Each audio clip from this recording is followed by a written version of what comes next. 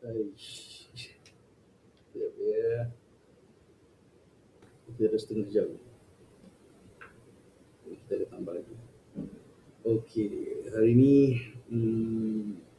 kita akan sambung episod yang seterusnya dalam Ask Me Anything Custom SST. Hari ini saya bersorangan disebabkan partner saya sedang menyambut tahun baru Cina. Jadi kepada yang menyambut, selamat tahun baru Cina kepada semua yang menyambut.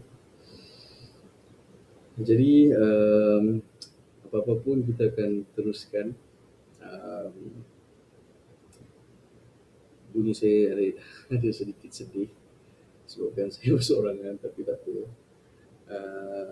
Hari ini kita akan berbincang sikit berkaitan dengan satu soalan adakah yang sesuai untuk syarikat mereka. Okey, jadi saya cerita sikit dia punya background. Mereka adalah penghilang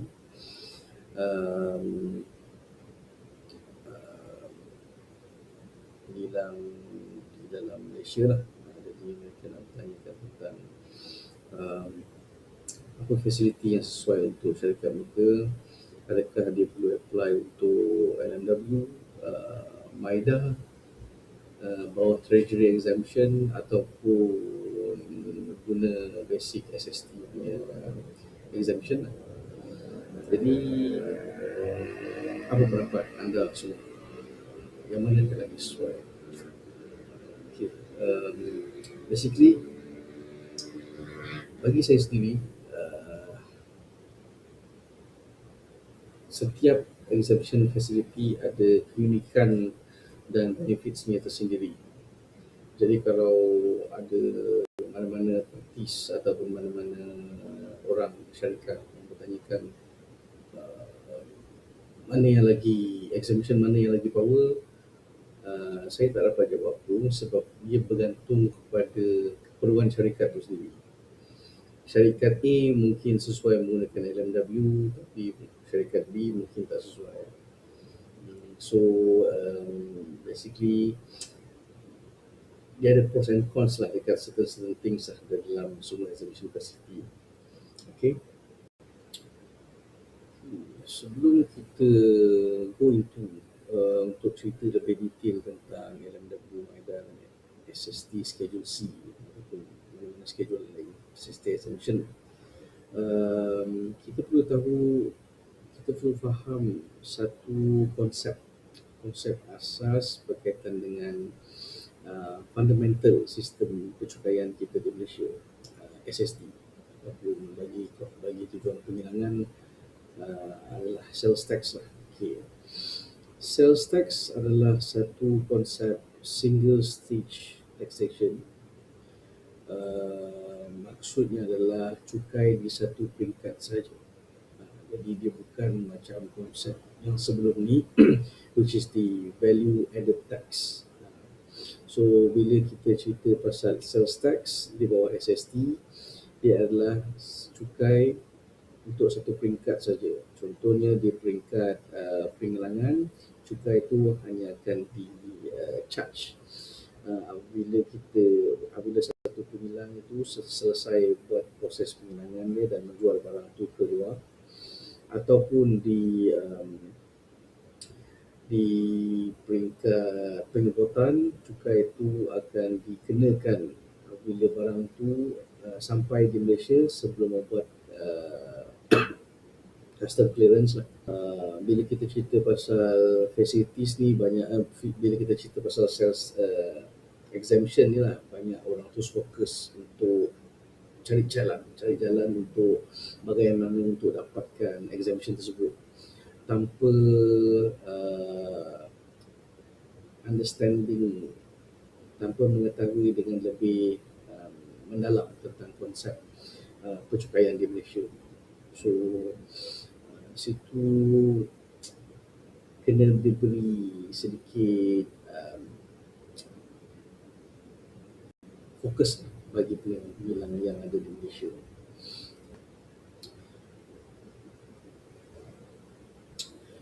kemudahan pengecualian. Kemudahan pengecualian ni diwujudkan adalah untuk mengelak tax on tax. Situasi di mana cukai menjadi sebahagian daripada kos pengeluaran dan akhirnya meningkatkan harga ekspor. So bayangkan kalau kita tak guna apa-apa exemption facility, contohnya kita beli besi daripada luar negara. So bila kita import, contohlah harga besi tu RM10, dan dia dikenakan 5% duty import dan 10% SST. Jadi kat situ kita nampak ada peningkatan harga sebanyak berapa sekejap, saya kira lebih kurang dalam RM1 lebih lah. So say lah RM1.75. So kat situ barang tu dah menjadi, bila kita bawa masuk dia dah jadi RM11.75. Jadi bila kita buat lagi proses penghilangan dalam Malaysia, ada add-on kos-kos lain, dan bila kita nak jual ke pasaran ekspor, harga dia akan besar sikit lah sebab ada elemen tax dalam tu.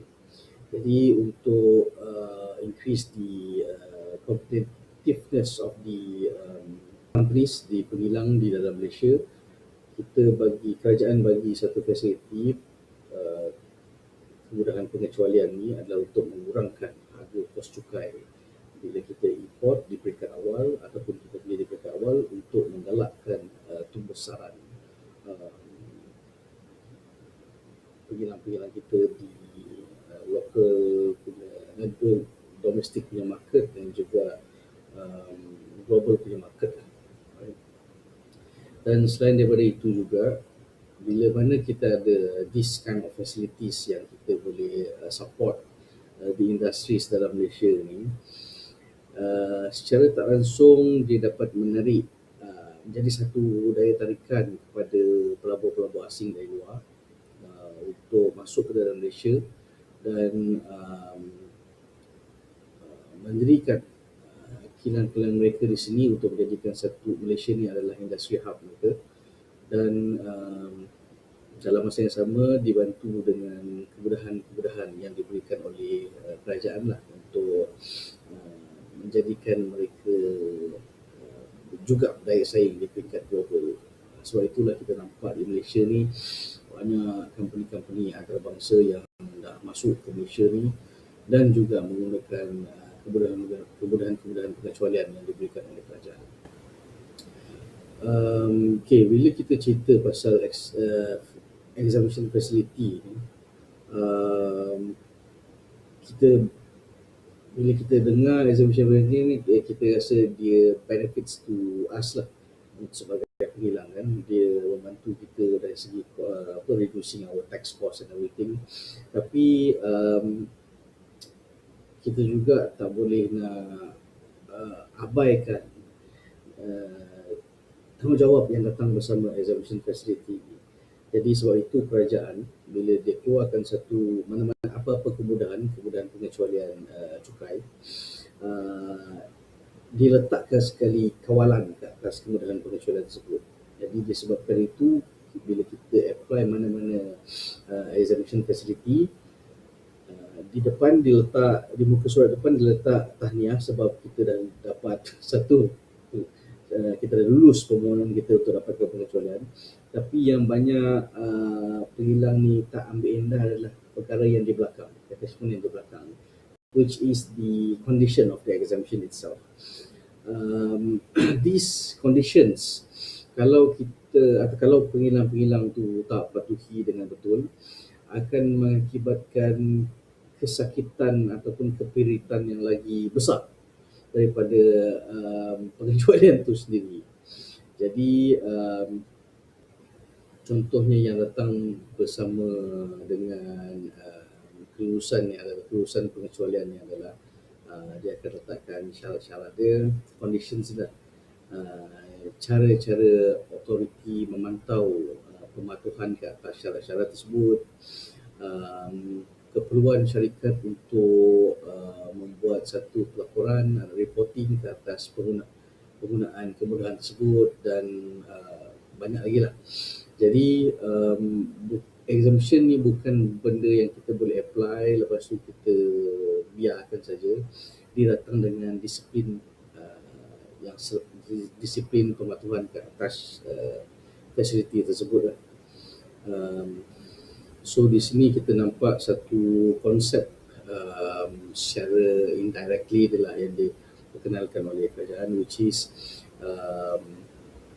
kita menukarkan kemudahan pengecualian ni dengan disiplin pematuhan daripada penghilang. Maksudnya kerajaan as a kerajaan dia bagi kemudahan pengecualian ni kepada syarikat-syarikat yang nak menggunakan dan yang layak. Dan apa yang kerajaan nak adalah you punya compliance readiness ataupun you punya compliance governance ke atas penggunaan pengecualian tersebut. So jadi kita dah faham sedikit sebanyak tentang apa objektif yang kita nak capai hari ini, which is to understand which is better, which exemption facility is better for the company's operation. Jadi kita start dulu dengan satu exemption yang bagi saya digilai ramai penghilang, which is di gudang penghilangan berlesen GPP ataupun lebih dikenali sebagai License Manufacturing Warehouse LMW. So, secara prinsipal dia LMW ni dia menukarkan kilang kita daripada status biasa menjadi satu kilang yang berstatus bonded warehouse, bonded dalam bonded ecosystem, di mana certain barang yang kita import, yang kilang ni import untuk tujuan penghilangan dan pengeluaran dia yang diluluskan tidak akan dikenakan duty import ataupun cukai jualan.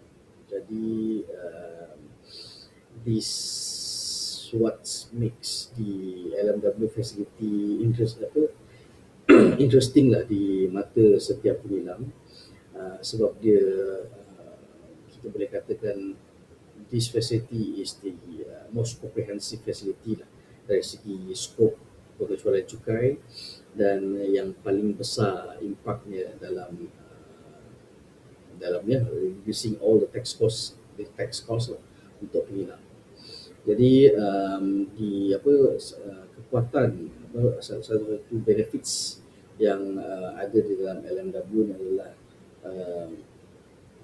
keupayaan lesen ni untuk memberikan exemption selepas kelulusan diberikan. So what it means that bila kita apply lesen ni, LMW ni, kita akan sertakan sekali list of goods yang kita nak bawa masuk. So bila semuanya telah di-endorse dan telah diluluskan, lesen pun telah diberikan, apa-apa yang kita apply di dalam kita punya permohonan awal tadi, dalam list of goods kita tadi yang telah di-endorse, kita boleh import ke dalam kilang kita tanpa membayar sebarang duty ataupun SSD lah. Okay. Jadi let's say kalau kita import besi tadi yang harga patutnya RM11.75 tadi. So bila kita import under this license, meaning to say that bila barang tu RM10 masuk, kita hanya perlu declare dengan custom menggunakan borang yang telah ditetapkan, dan barang tu boleh dibawa masuk tanpa dikenakan apa-apa cukai ataupun duty lah, dengan syarat-syarat yang dengan ada kaedah dia lah waktu pengikaran, dia bukan simply itu. So kita hanya perlukan satu attachment, iaitu kita punya lesen dan juga list of items lah untuk dapatkan pengecualian cukai dan SSR dan duty import. Jadi yang menariknya adalah bila kita hanya perlu gunakan satu lesen saja untuk mendapatkan pengecualian ini,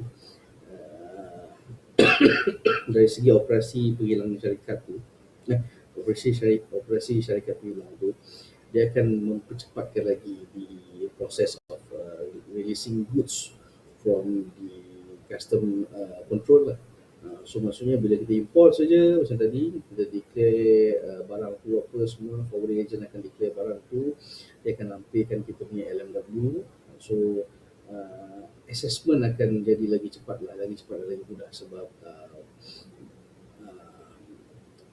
barang-barang yang diimport pun adalah barang-barang yang telah di-endorse oleh custom di peringkat awal tadi. Jadi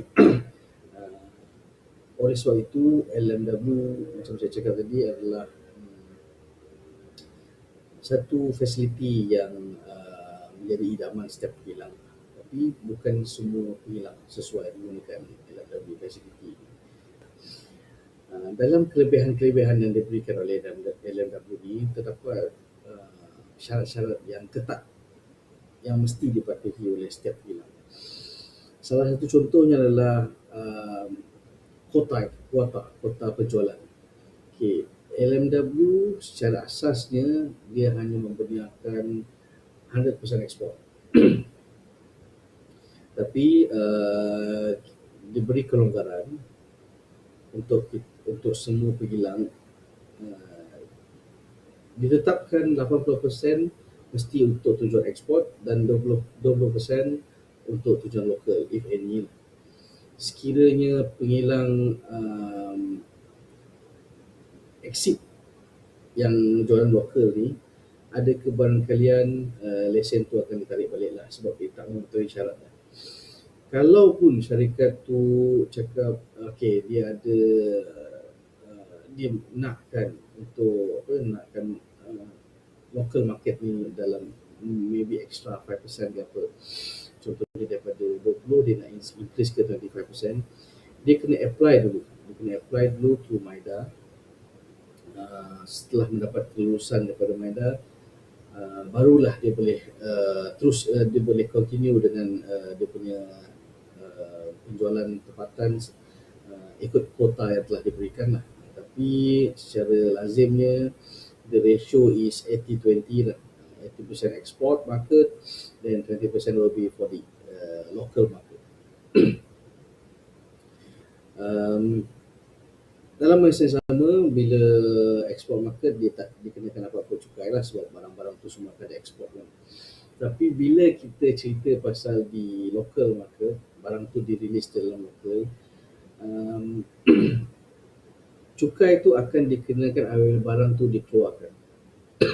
Contohnya bila kita macam contohnya lah dalam facility ni tadi, dia dalam satu kawasan yang telah digazetkan lah, border space kan. So barang-barang dalam tu memang dikecualikan daripada cukai. Tapi kalau dia nak release good daripada dia punya compound tu ke dalam Malaysia yang kita namakan kawasan utama custom, cukai tu akan dikenakan di pintu sebelum barang tu diriliskan lah kepada pembeli. Jadi bila dia declare, dia akan buat satu declaration custom untuk menjual barang dia di local market. Dia akan membuat satu pengeluaran dan dia kena membayar cukai tersebut sebelum barang tu dilepaskan. Akan tetapi there's a mechanism lah to how to reduce the tax cost dekat situ, which is kita membuat pengeluaran barangan tu untuk release to local market di bawah A3 rate, tapi itu for different time lah yang kita akan bincangkan kemudian. Tapi untuk kali ni kita cuma nak beritahu yang apa-apa barang yang dijual ke ekspor is tanpa cukai. Barang-barang yang release untuk local market ni, dijual di dalam local market ni akan dikenakan cukai. Dan selain daripada diskota, setiap penghilang LMW dia juga tahu yang dia kena membuat laporan setiap bulan kepada custom untuk menyatakan laporan pembelian dia dan juga pengeluaran dia. So laporan-laporan ini dipanggil laporan M1 dan M2 lah, basically M1 dan M2, untuk menunjuk kepada custom bahawa ini barang-barang yang saya dah beli, dah import bulan ni, dan untuk M2 pula ini barang-barang yang telah dikeluarkan oleh saya pada bulan ni. So setiap bulan dia akan memasti syarikat penghilang ni wajib untuk menghantar reporting ni pada custom, dan custom akan membuat semakan secara berkala lah di atas reporting ni. Jadi di situ beratnya sikit LMW ni is because of the reportings yang perlu dilakukan setiap bulan. Dan setiap reporting ni perlu ada dokumen sokongan yang utuh lah. Contohnya kalau barang-barang tu dijual ke luar negara, apa bukti dia, apa dokumen sokongan yang diperlukan untuk membuktikan penjualan itu telah diekspor ke luar negara. Dan kalau barang tu masih tidak dalam stor, apa bukti dia. So syarikat kena tunjukkan satu bukti yang mengatakan barang ini masih ada kat sini di dalam kawalan kami. So these are the things yang custom nak tengok lah. Dari segi penghilang tu, macam mana dia buat kawalan internal control dia ke atas barang-barang dia supaya tidak menjejaskan ataupun tidak mendedahkan mereka kepada risiko barang hilang ke ataupun barang dilepaskan tanpa declaration, those things lah. Jadi custom dia nak tengok bila kita guna LMW ni, dia nak tengok tahap kepatuhan kita kepada setiap perkara yang akan menjadi satu perkara yang sulit jika tak dikawal daripada peringkat awal. Okey, sebentar tadi kita dah go through into surface overview lah about LMW, facility yang pertama LMW. Jadi sekarang kita dah faham sikit konsep LMW, so kita akan masuk ke fasiliti yang seterusnya. Antara yang digemari juga selepas LMW iaitu treasury exemption ataupun pengecualian perbendaharaan, ataupun nama yang paling famous dia adalah 14.2 lah, orang panggil 14.2. So apa sebenarnya 14.2 ni? Okey, jadi kita 14.2 ni adalah salah satu section di dalam akta custom. Okey, jadi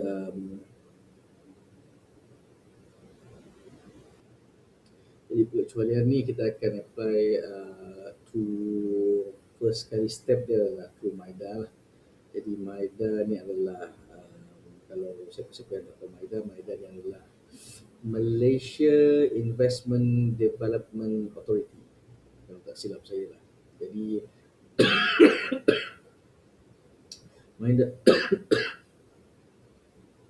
MIDA ni adalah salah satu badan kerajaan yang akan menerima permohonan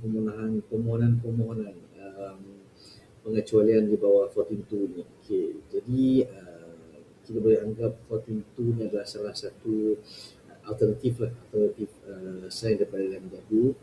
Dia nampak macam sama tapi dia berbeza, tak nampak sama sangat pun. Okay. Jadi 14.2 ni basically mana-mana penghilang yang ingin mendapatkan macam pengecualian cukai ataupun duty import untuk barang-barang yang dibawa masuk, 14.2 ni adalah salah satu alternatifnya lah. So first kali apa yang dia kena buat adalah dia kena apply through MIDA. So basically beza dia adalah tadi LMW kita direct apply to custom, 14.2 ni kita kena apply to MIDA first step dia. Jadi dalam 14.2 ni kita beza dia juga dengan LMW adalah tadi LMW kita yang first kali yang saya highlight adalah kita tukarkan status tapak hilang tu daripada status biasa ke status PCA lah basically, KUK lah basically, ke status boarded warehouse. Tapi untuk kes 42 ni tak, dia masih dikekalkan dalam KUK, tapi dia mengadaptasikan, bukan mengadaptasikan lah, dia diberikan pengacuran ke atas syarikat tersebut, kemudahan ke atas syarikat tersebut untuk mendapatkan pengacuran import dan SST lah. Okay. So jadi syarikat apa yang sesuai untuk guna 14.2 ni? Basically mana-mana penghilang boleh apply untuk 14.2 ni, tertaluk pada kelulusan lah. Tapi bagi saya yang paling sesuai lah untuk 14.2 ni adalah yang dia syarikat penghilang-penghilang yang memerlukan bahan mentah daripada luar negara. So dia kena import bahan mentah, dan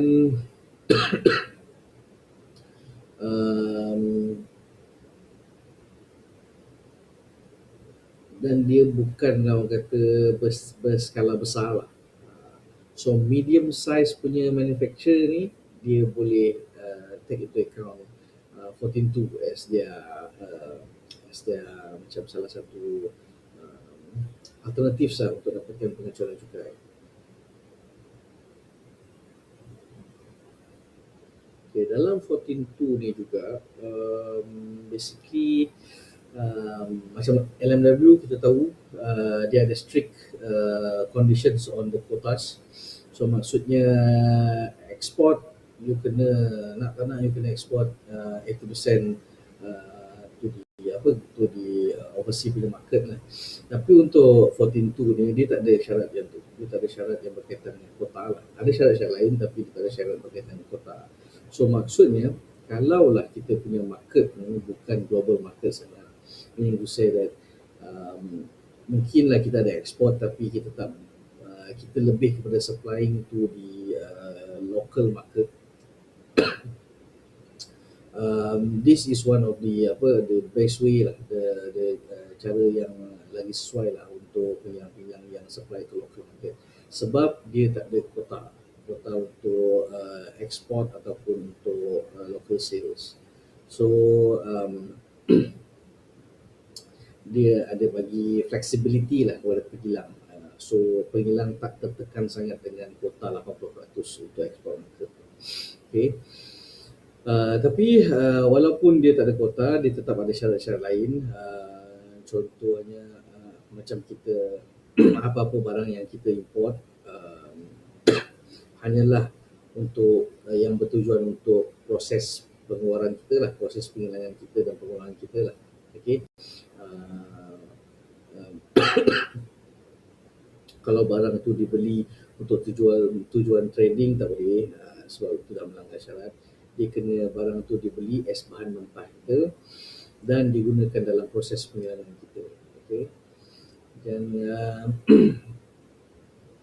selain dari itu macam kita tengok tadi dekat LMW, kita ada orang kata benda yang wajib kita buat setiap bulan adalah reporting. Dekat 14.2 pun ada reporting juga, cuma dia tak perlulah setiap bulan, dia adalah quarterly punya reporting. Reporting tu kita akan submit kepada custom.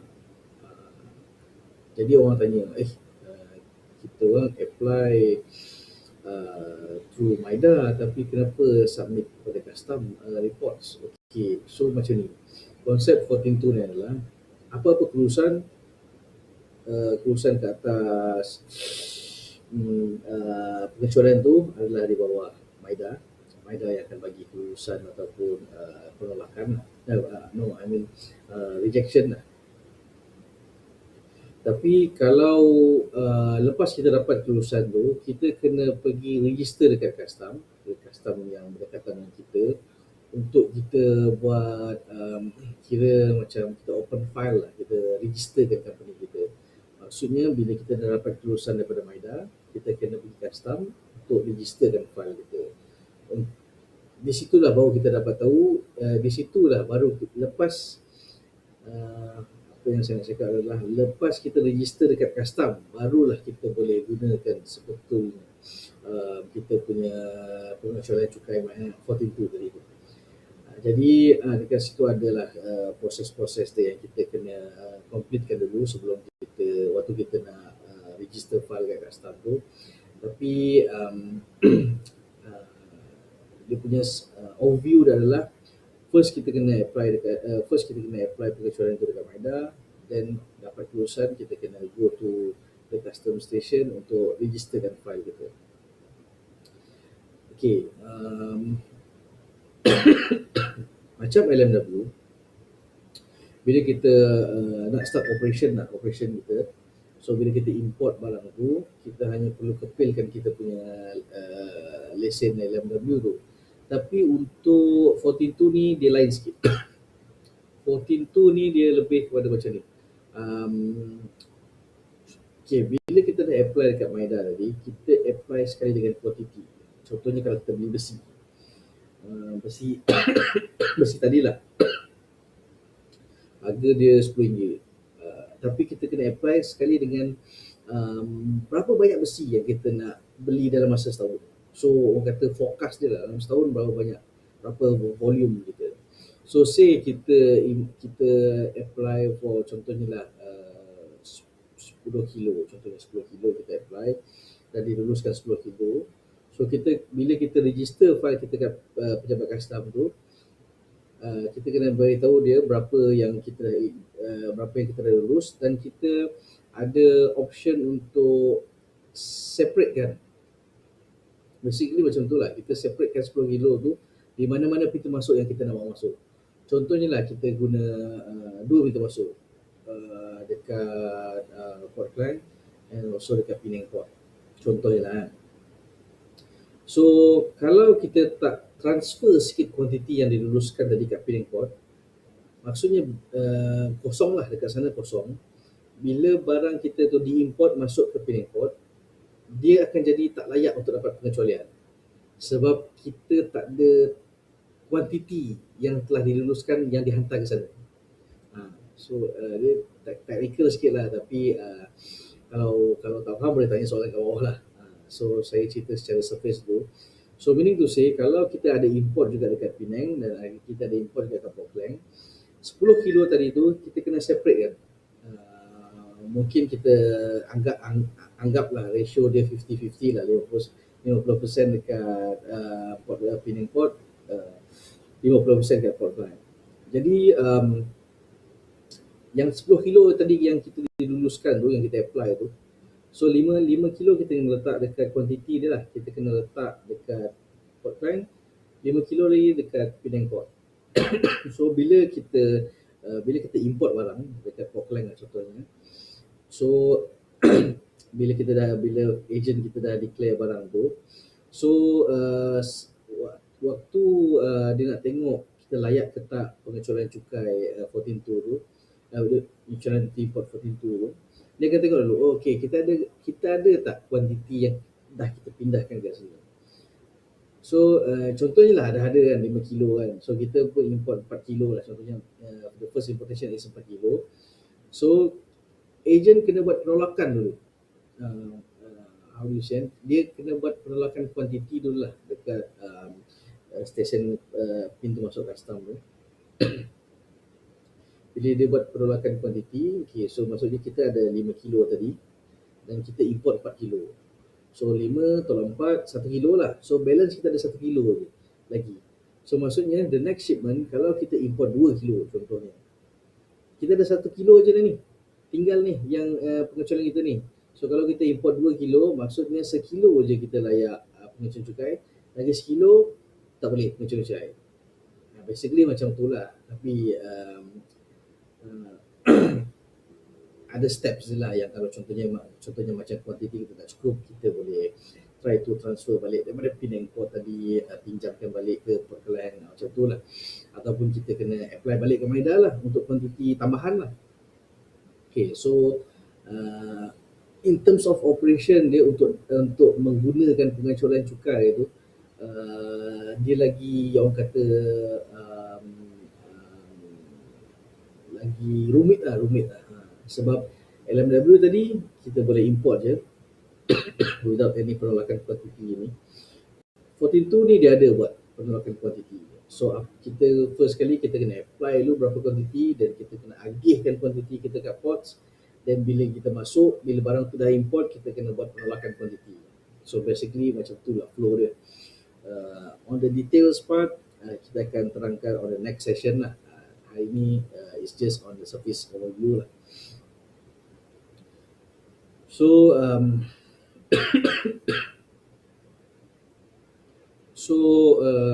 administrative wise, untuk tujuan pengikaran barangan dengan pengecualian, 42 ni sedikit rumit berbanding LMW lah.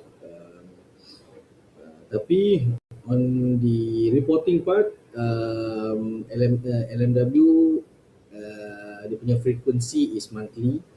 So 14.2 dia punya frequency is quarterly lah. So ringan pula dekat part 14.2 lah untuk reporting. Other than that, selain itu, most of the the conditions and also the criteria pergerakan tu agak sama between LMW and also 14.2, dia agak sama.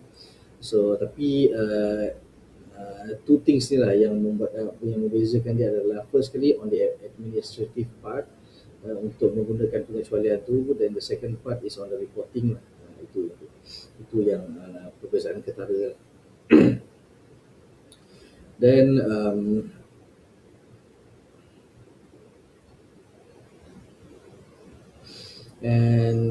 macam biasalah, other things yang indirectly impact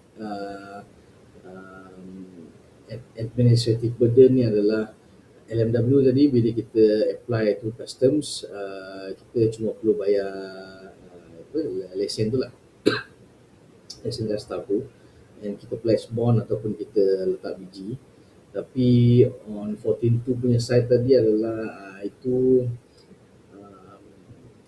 yelah, bila kita apply through MIDA punya portal untuk dapatkan pengecualian, setiap application tu dia ada charge dia lah, dia ada charge dia lah. Macam LMW di satu ni charge dia bayar lesen tu je. Tapi untuk 14.2 ni dia ada charge untuk, contoh kita dah apply kali pertama, nak bayar charge yang pertama. Then kita nak tambah kuantiti, kita bayar lagi untuk tambah kuantiti. So dia ada multiple charge there lah. Tapi the one is orang kata indirect punya comparison lah. So far untuk LMW, application wise dia masih through manual. Maksudnya kita kena go through submission secara fizikal lagi. Tapi on reporting side, kita dah ada satu sistem yang dinamakan Smart GPP. So meaning to say that untuk LMW, untuk 14.2 pula, application dia through sistem online portal, nama portal tu Invest Malaysia. Tapi reporting dia masih manual lah, sebab kita belum ada any as far as I know lah, kita belum ada lagi any sistem untuk buat hantar reporting untuk 14.2. But insyaAllah mungkin tahun ni ada, but so far as far as I know tak ada lah. So basically